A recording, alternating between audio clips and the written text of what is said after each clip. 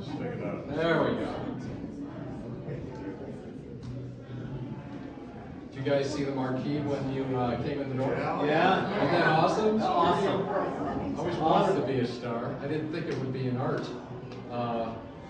Thanks, guys, for coming. I mean, there's people here from my high school. Who's my high school buddies here? Mercy back there. First turn around. Wait. From high school tennis team. We still both play tennis. I don't have any fraternity brothers here, do I? No. I got a bunch of guys from my college fraternity at Eastern Michigan. I was in the art department, but I was there just for classes. I didn't hang out with art people. I hung out with business guys. He was a barber. Or that tried to become business guys. Fraternity barber. And Michigan Watercolor. I know there's people here from Michigan Watercolor, so thanks for coming. And the Brighton Art Guild. There's a few here from Brighton Art Guild. And where else do I belong? Oh, the Insane Asylum. Nobody here from that. Family. And other friends and stuff. So thanks for coming. I just want to tell you how this all happened. I'm a sales guy. The folks here, Annie sent an email to the Michigan Watercolor email system, and I'm the only guy that I guess looks at it. And they said we'd like to have you guys involved here. So I came out, met with them, and this year we're going to be in Holland, so it wasn't going to work out. But I said, you know, I have a few pieces at home if you're interested. And so they looked at the work and they said, yeah, let's do it. And so this is going to be a future home for Michigan watercolor events, and I think probably the Brighton Art Guild will work on that as well, because it's just a great venue. And with social media, we can reach a lot of people, as you can see. So again, thanks everyone for coming. Anyone here not know me? You'll never know me. So, my art background, we'll stick with that this time.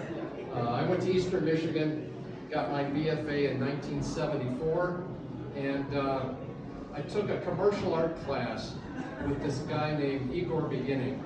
And he said, you know, this isn't going to work for you. You should take watercolor.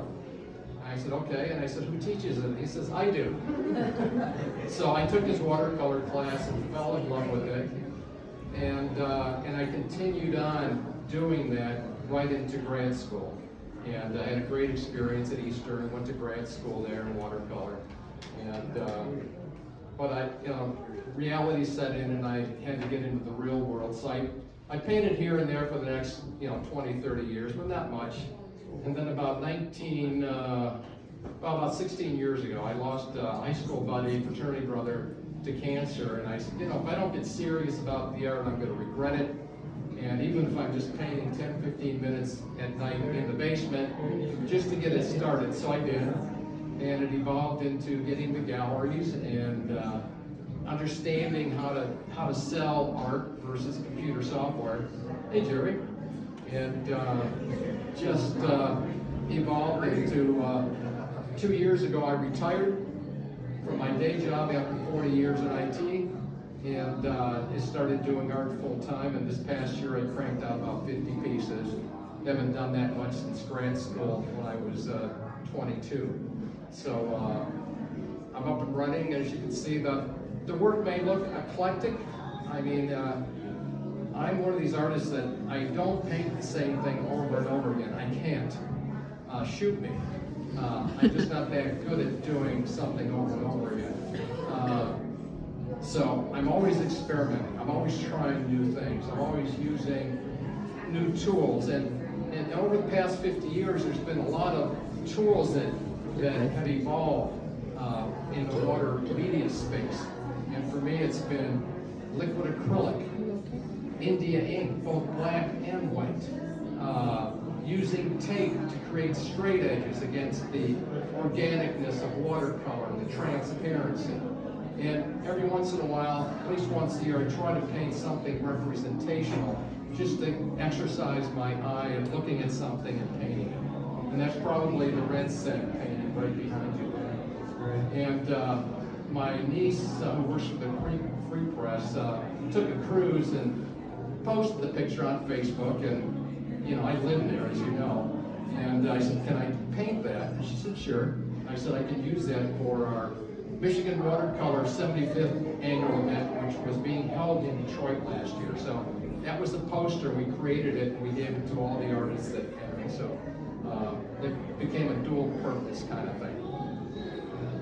So a little bit about my influences. So I had a great, beyond Igor beginning, Kingsley Hawkins was head of the art department in Strand, and was just a great inspiration in doing watercolor. And I don't know how many of you know Electra Stamalos. She was a good friend of mine. We were in grad school at the same time. She's about 20 years older, and she's gone now, but they donated their whole collection to the University of Michigan Dearborn to create a new gallery. And so since they're both gone, the gallery has been created, and it's called the Stamalos Gallery Center. And the Michigan Watercolor Signature members, which is a select group of artists who've gotten into our show over the last 10 years, 4 or 5 times. We'll have a show there this summer while our annual event's going to be at the Brzinga Museum in Holland at Hope College. So a couple of things going on there. So watercolor. I prefer watercolor over acrylic or oil just because of the spontaneity of what it does after it dries. Splashes, washes. I mean, I would take little Tupperware things of water with paint in it and just drop it. Let it dry, and creates all these beautiful stains that I could never reproduce.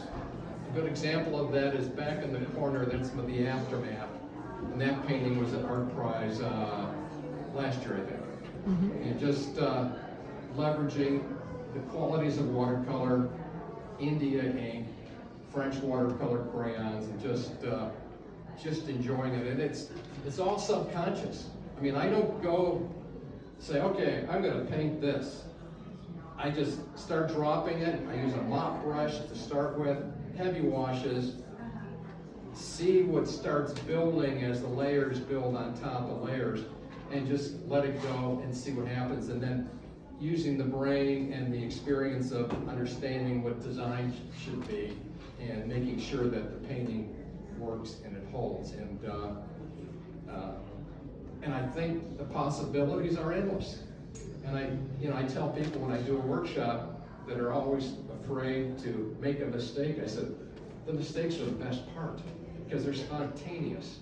And don't be afraid to let loose a little bit. You want to paint a dog or a house or whatever, it can be perfect, but a little splash here and there just makes it a little more interesting. So if you have questions, I could go on, and I don't want to keep you. You were having too much fun. I pulled you away. But again, thanks for coming. I really appreciate it. And you know where you can find me. I think I've got every one of you in social media somewhere. So thanks again.